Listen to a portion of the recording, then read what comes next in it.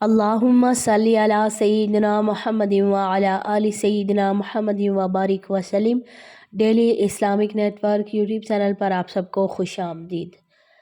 صدقۃ الفطر فطرانہ یہ کب دینا چاہیے اور کس پر واجب ہے، اور فطرانہ رقم میں کتنا بنے گا، یعنی ایک بندے کے کتنی رقم بنے گی، کم سے کم اور زیادہ سے زیادہ، آج کی ویڈیو میں آپ کے ساتھ شیئر کروں گی۔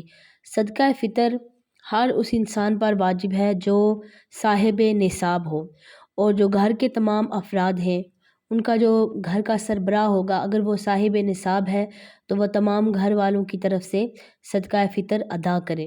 لیکن اگر کسی جو انسان صاحب نصاب نہیں، جس پر صدقہ فطر واجب نہیں، اگر اس نے صدقہ فطر فطرانہ دے دیا تو کیا اس کا فطرہ ہو جائے گا؟ بالکل اس کا فطرانہ ہو جائے گا، اور اس کو اس کا ثواب بھی ملے گا۔ تو اس کی قیمت کتنی بنتی ہے آپ کو اسکرین پر پیج بھی نظر آ رہا ہوگا۔ آپ کیا کیا چیزیں دے سکتے ہیں، یہ 4 چیزیں جو ہے ان کا ذکر ہے۔ گندم کا آٹا ہے، کھجور، کشمش، جو اور عجوا کھجور، یہ بھی کھجور کی جو اعلیٰ قسم ہے یہ لکھی گئی ہے عجوا کھجور کی۔ تو ان کی جو قیمت بن رہی ہے، یعنی یہ چیزیں بھی آپ دے سکتے ہیں، اور ان کے برابر جو رقم بن رہی ہے وہ بھی دے سکتے ہیں۔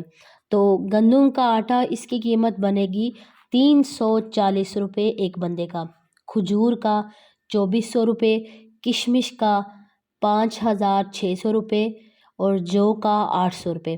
اب اس میں ایک بات یاد رکھیں کہ اب ایسا نہیں ہے کہ ہم کہیں کہ ہم صاحب نصاب بھی ہوں اور ہم کیا کریں، بس ہم 340 روپے دے دیں گے پر ہیڈ اور ہمارا یہ واجب ادا ہو جائے گا۔ ایسا نہیں ہے، آپ کو اللہ تعالیٰ نے جتنی استطاعت دی ہے آپ اس کے مطابق دیں۔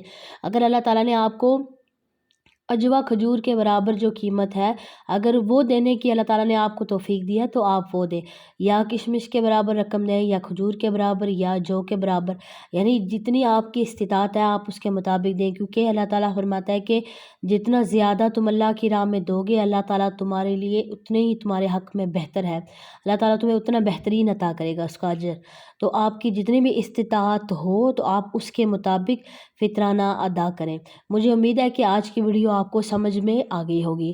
تو اب باقی تمام بہنوں کے ساتھ اس ویڈیو کو لازمی شیئر کریں۔ السلام علیکم ورحمۃ اللہ وبرکاتہ۔